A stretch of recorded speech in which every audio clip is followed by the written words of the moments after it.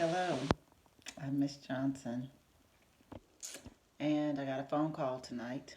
Do not call me after 5. I said 3, but after 5, don't call or text me. Um, but I want to clarify some things. I look tired because I'm tired. But I'm going to clarify. All right. I taught at Langston from 2010 to 2015 in the HPER department. I graduated from Oklahoma State University. Okay. The point of me saying that is that if you graduate from college and you cannot sit for a certification or licensure exam of some sort, you have wasted a lot of your time. So in between you going to grad school, if you want to be per se a psychologist, or you want to be a physical therapist, or you want to be an occupational therapist, any of those things, that speech pathology that might require more schooling, you have to find a job in between time. Okay? So when I teach something, that is the plan in mind, my thought process. What do they need to know to get them certified? The easiest certification, one of the easiest, is physical education. Another one that's not that difficult is biology, because I teach so many things, or it can be taught. What you'll learn in exercise physiology, what you should be learning in applied anatomy, what you should be learning in care and prevention of athletic injuries, first aid and safety, personal health, those classes, school and community health, those classes are a large part of biology, and that certification exam. The only thing added to it is what you learn in actual freshman biology 1114, which is cell meiosis and meiosis, cell division. Okay, cell division. So it's not very detailed for the biology exam, but it is there. So I have students that have gotten certified in biology without being biology majors. They took the alternative test. What I mean by the alternative test is just that. You didn't go to school to become a teacher. You didn't do student teaching. You didn't go through all that added stuff, but you can still become a teacher. We're always going to have a teacher shortage. There's insurance. You're an employee of the state usually. Whatever. A lot of you want to be coaches. You can start there at the secondary level, coaching, and go on. So that's my rant. Now I'll get to my point. You have to find out what organizations dictate your career path. And you have to join those organizations, whether you're required to by your major or not. In the past, students were required to be members of SHAPE. I don't know if that's still the case. SHAPE used to be something called HPER, okay? And then in Oklahoma level, for state level, it was HPER. And then when the Obamas were in office, President Obama was in office, Michelle Obama changed it to SHAPE. So you need to know what SHAPE stands for and what it does. That was one of your questions before. What does it stand for? What is its job? It dictates what is needed for physical education, health, career fields. It's one of the things it dictates. One of the organizations. Another organization is NASPE. It's on your lesson plan. That's how you say it. NASPE is NASPE. You need to know what it stands for. It stands for, see if I remember, National Association of Sports and Physical Education. That dictates what coaches have to do for the nation, not just Oklahoma. The fact that you have to be certified in care and prevention and have a first aid certification, that's who dictates what coaches have to have on, and they have to prove it with their college. They have to prove it with a transcript. So when you take care and prevention, it's not just on there for no reason. There's a reason behind it. And if you say, well, I don't want to be a physical therapist, or I don't want to be an athletic trainer, I don't want to be a Ross and all those in the athletic training room, if Ross is still there, who cares? You have to have the class, so you might as well do well in the class, because you're going to have athletes. Even if you want to be a personal trainer, you're going to have people's well-being in your hands. If you don't know how the body moves, because you didn't pay attention in applied anatomy and exercise physiology, you're going to be a terrible professional. You cannot, there's no middle. All right? So we have SHAPE, we have NASP, both national organizations. Remember what the word national means.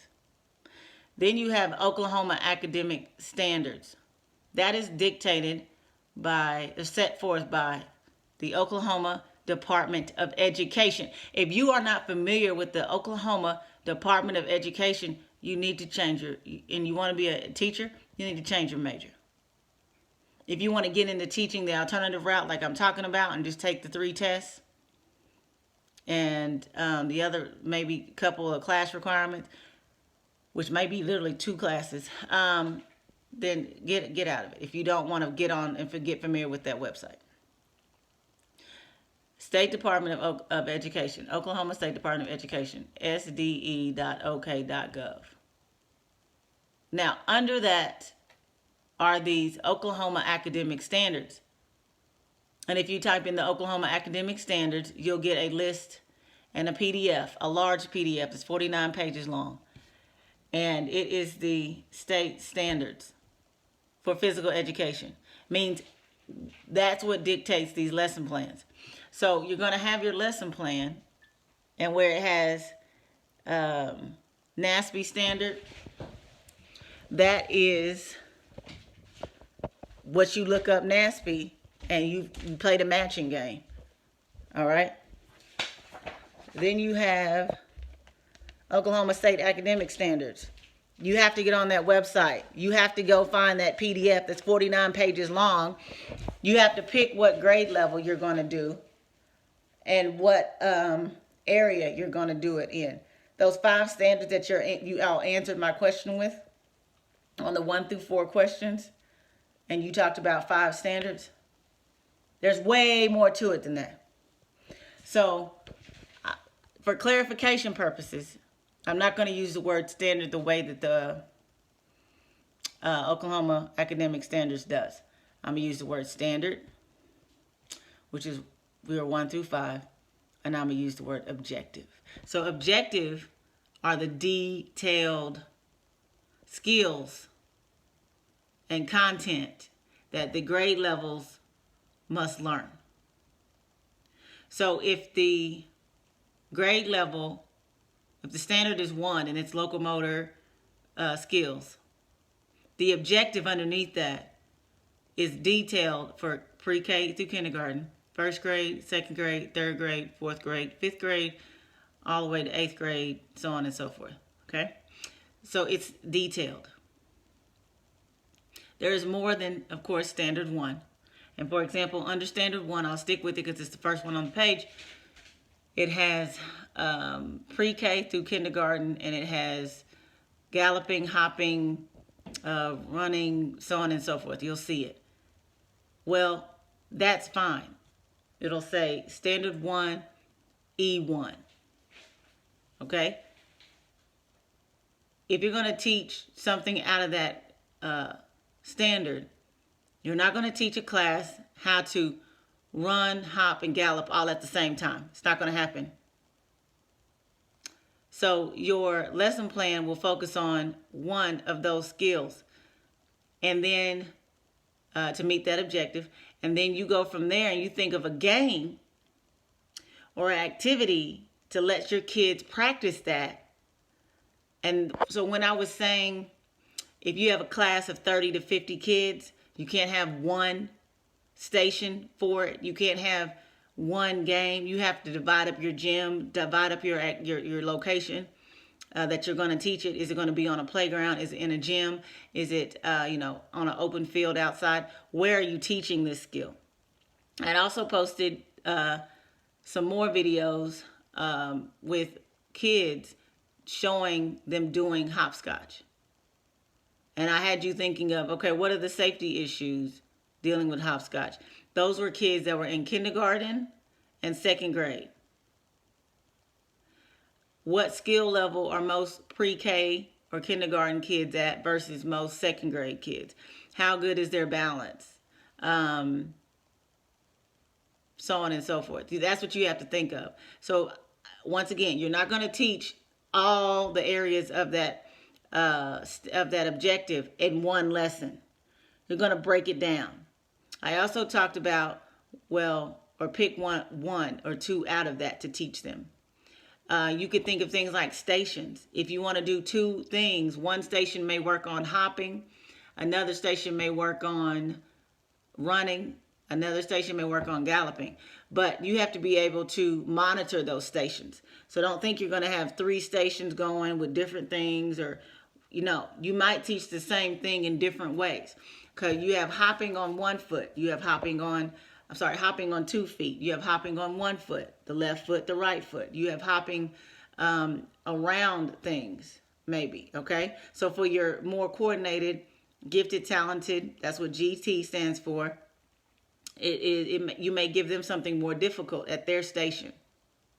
And you take all the kids that are gifted, talented, and more coordinated, and you put them at that station that's more difficult. And then your kids that may have exceptionalities, that may be developmental or otherwise or physical, you put them at a station where they can be successful. And you set it up where you're still working on hopping, but it's not as difficult as your gifted and talented station. Okay? Then you have ELL. It stands for English Language Learners. So those are people that don't speak English as their first language. You have to do more demonstration. So whenever I am doing in pictures and things like that, for them to see it happen. So that's some clarification there for section C. Technology needed. You might not need technology. Okay, you might not need it. Equipment needed. I spoke with this student on the phone about what equipment. Let's see. If you have something to be caught, that could be anything from a balloon. It could be a paper airplane. It could be a football. I'm not going to have kindergartners throwing and catching with a softball or a baseball, because you're just asking for an accident, okay, for injury to happen. You have foam balls. Maybe you need to search and look at different kinds of things that kids can catch, different types of manipulatives that they can use. Get outside the box. It doesn't always have to be round. It doesn't have to be for your older kids, you might be able to use footballs that are leather, but for your younger ones, you're not using a leather football. You're not using the size of the object matters. So for your smaller hands, you got to have some things, you got to have smaller objects, and some things are better with larger objects.